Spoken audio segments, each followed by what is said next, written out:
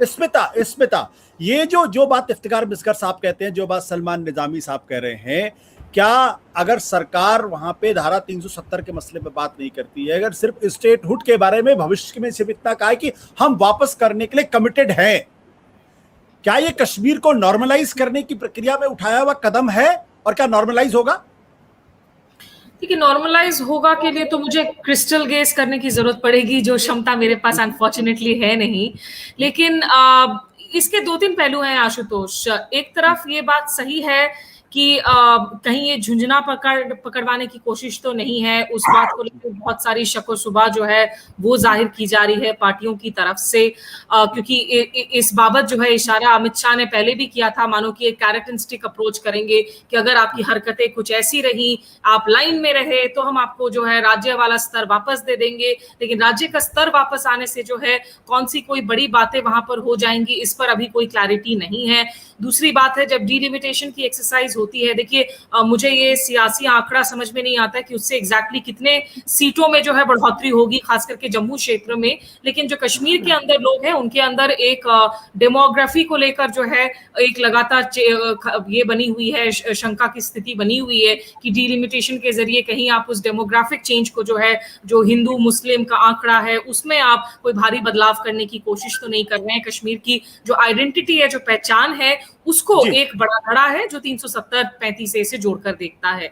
लेकिन दूसरी बात है, देखिए यहाँ आशुतोष, जो इसकी टाइमिंग हो रही है, एक तरफ ये भारत भले ही कहे कि अंदरूनी मसला है, कश्मीर, जम्मू कश्मीर को आप इन आइसोलेशन नहीं देख सकते हैं, इसके अंतर्राष्ट्रीय जो है इसके असर होते हैं और अंतर्राष्ट्रीय दबाव होते हैं, खास करके एक ऐसे वक्त में हम बात कर रहे हैं जब अफगानिस्तान 9/11 हमलों की 20वीं जो है साल एनिवर्सरी के पहले जो बाइडेन चाह रहे हैं कि वहां से सारे अमेरिकी ट्रूप्स को वापस लाया जाए।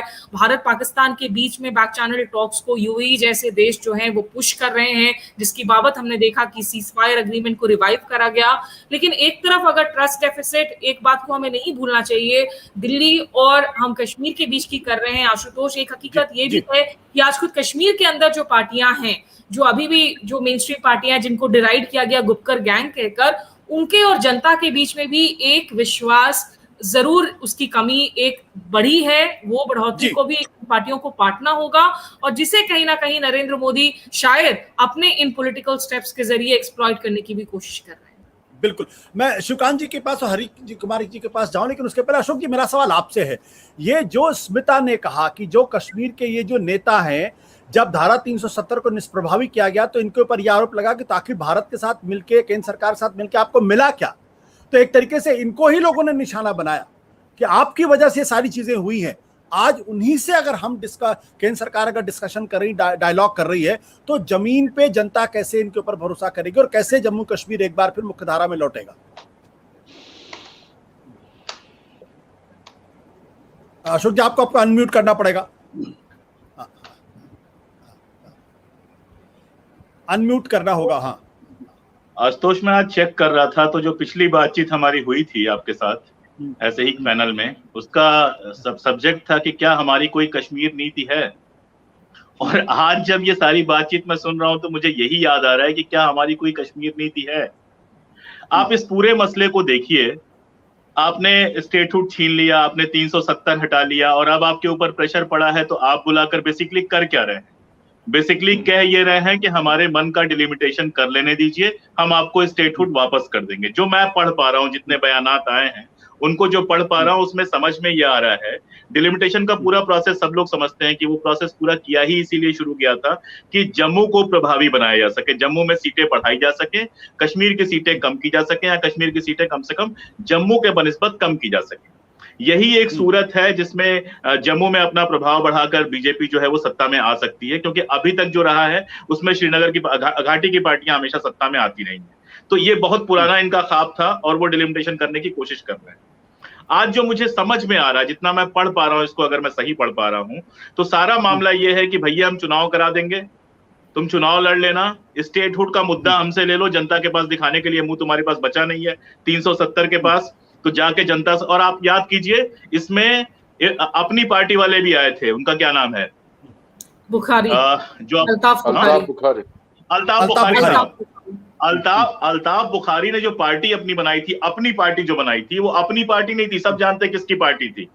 और उस पार्टी ने शुरू में ही ये कहा था कि 370 से कोई मतलब नहीं है, हमें स्टेटहुड वापस कर दो।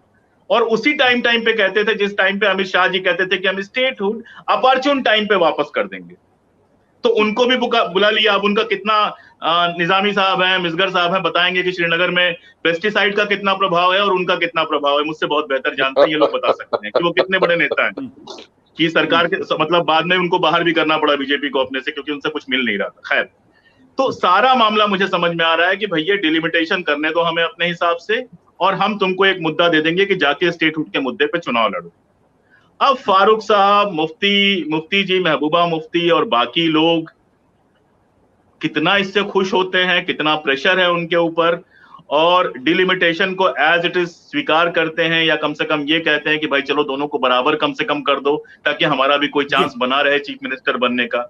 अब ये तो देखने वाली बात होगी। रहा सवाल जम्मू कश्मीर की जनता का, देखिए मिसगर साहब बैठे हैं, निजामी साहब बैठे हैं, मैं बहुत नहीं बोलना चाहूंगा। जम्मू कश्मीर की जनता इन लोगों को क्या समझती है और जम्मू कश्मीर की जनता के मन में इनके लिए कितनी मोहब्बत है, वो सब जानते हैं। लेकिन अब चक्कर है कि सिस्टम है तो जाके वोट देना, किसी न किसी को वोट तो देना ही है। तो जो घाटी की पार्टियां हैं उनमें से किसी को वोट दे देंगे, इससे ज्यादा की कोई उम्मीद मैं अभी तो ये देखना होगा कि अगर चुनाव होता है तो कितने लोग निकल के वोट देने आते हैं।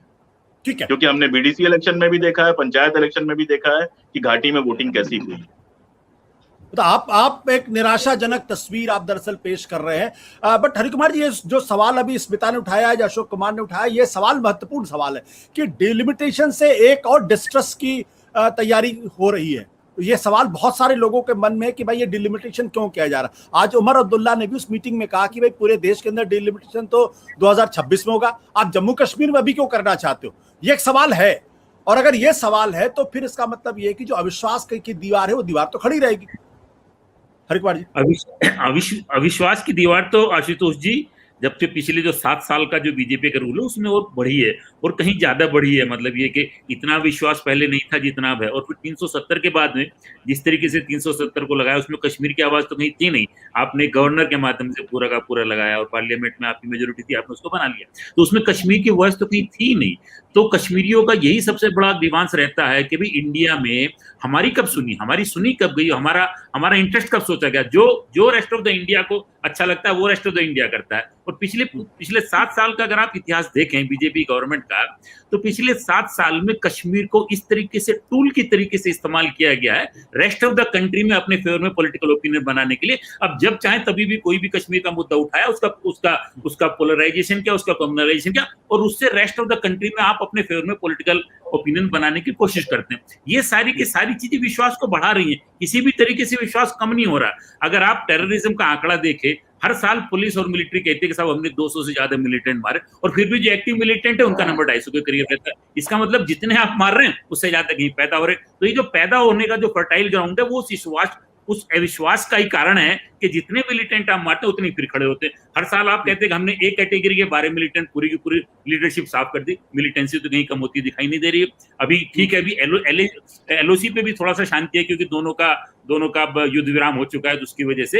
लेकिन जहां तक घाटी का सवाल है उसमें ठीक है, थोड़ा बहुत अप डाउन उसमें टेररिज्म के केसेस में चलते रहते हैं, लेकिन किसी भी तरीके से बीजेपी की गवर्नमेंट पिछले 7 सालों में जो फ्रेश टेररिज्म का रिक्रूटमेंट है, जो कि पूरे के पूरे अविश्वास के ऊपर बैठा हुआ है, वो कहीं भी किसी भी तरीके से कम नहीं हुआ। जब 2014 में इनकी गवर्नमेंट आई थी, उस टाइम में जब हम लोग कश्मीर जाते थे तो मिलिट्री और पुलिस बताती थी कि पूरे कश्मीर में 60 एक्टिव मिलिटेंट हैं, उसमें से 50 बताए जाते थे नॉर्थ कश्मीर में और 10 बताए जाते थे साउथ कश्मीर में। और उसके बाद आज का जो आंकड़ा हम देखते हैं पिछले 7 साल में, ये सब जो कहते हैं बड़ी बड़ी बातें करते हैं, आज का जो आंकड़ा हम देखते हैं वो 250 के आसपास चलता है।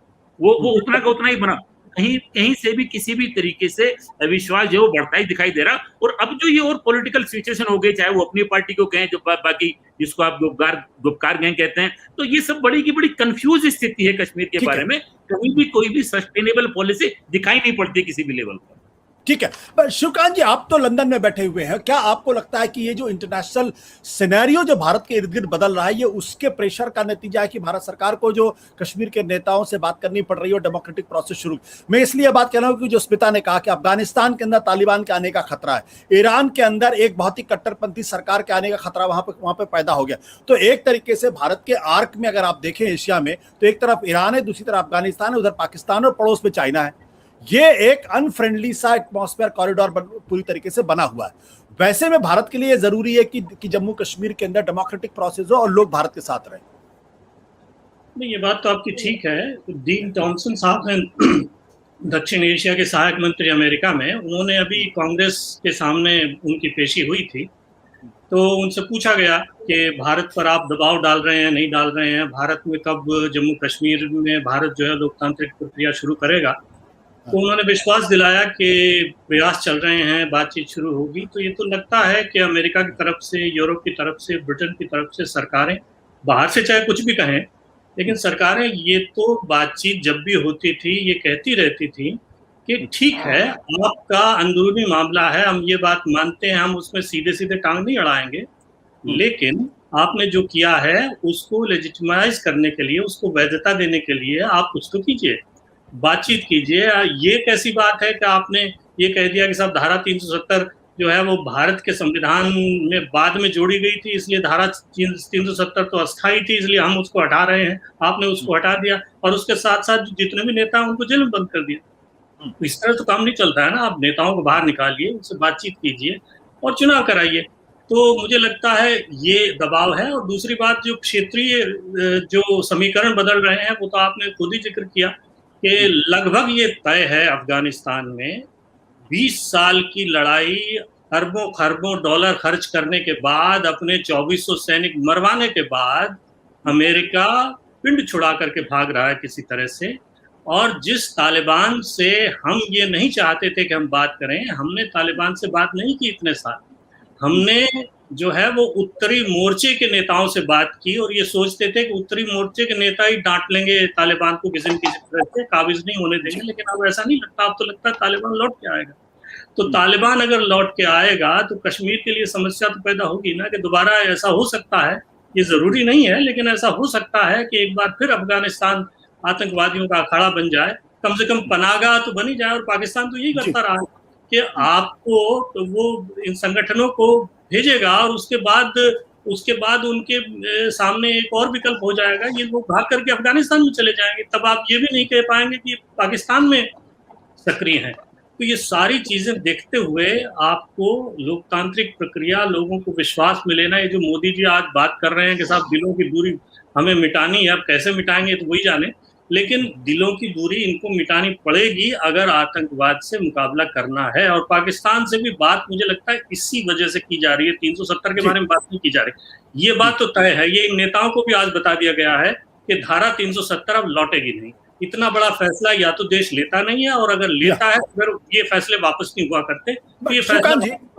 शिवकांत जी, आपने धारा 370 का जिक्र किया। अगर धारा 370 वापस नहीं लौटती है तो क्या कश्मीर अपने आप को जो बिट्रेड फील कर रहा है, जो एक परसेप्शन वहां पे है, क्या वापस पुरानी स्थितियां लौट पाएंगी? क्या नहीं, पुरानी स्थितियां मुझे लगता है कुछ साल के लिए नहीं लौट पाएंगी। और ये जो कैलकुलेशन, गणना सरकार ने कर ली है या कर लेनी चाहिए उन्हें, क्योंकि इसका सामना मुझे लगता है उन्हें करना पड़ सकता है। वो कोशिश यही कर रहे हैं कि इसीलिए हदबंदी, देखिए हदबंदी की बात की जा रही है कि हदबंदी अब क्यों आप लोगों ने सवाल उठाया। 1996 से कश्मीर में हदबंदी नहीं हुई है। भारत में बाकी तमाम जगह इससे बाद हदबंदी हो चुकी है, जम्मू कश्मीर में नहीं हुई है। जनसंख्या का अनुपात बदल रहा है, जनसंख्या बढ़ रही है और हदबंदी होनी चाहिए। ये लोकतांत्रिक प्रक्रिया है। अब तो जो है जितने लोग हैं उनको एक खास ग्रुप्स में बांट के उतनी आप विधानसभा सीट बना लीजिए। 114 ही क्यों बनाए रखेंगे? आप उससे बढ़ा भी तो सकते हैं, उससे कम भी कर सकते हैं, या जो भी संतुलन है उसको बैठा सकते हैं। तो इसमें कोई बुराई नहीं है, लेकिन ये है कि हदबंदी क्या ढंग से होगी, कौन हदबंदी करेगा, कौन उसमें मदद करेगा, ये लोग उसमें शामिल होंगे नहीं होंगे। वरना आप हदबंदी जितनी ज्यादा ईमानदारी से कर लें, इसके बावजूद लोग यही कहेंगे, उनका जब विश्वास नहीं होगा तो उनको लगेगा कि हदबंदी तो जो है वो हमको ठगने के लिए की गई है। तो ये जो ठगी का जो माहौल है, जो ठगी की जो भावना है, इसको कैसे दूर करेंगे वो तो यही जानते हैं। सत्य हिंदी का ऐप डाउनलोड करें गूगल प्ले स्टोर पर।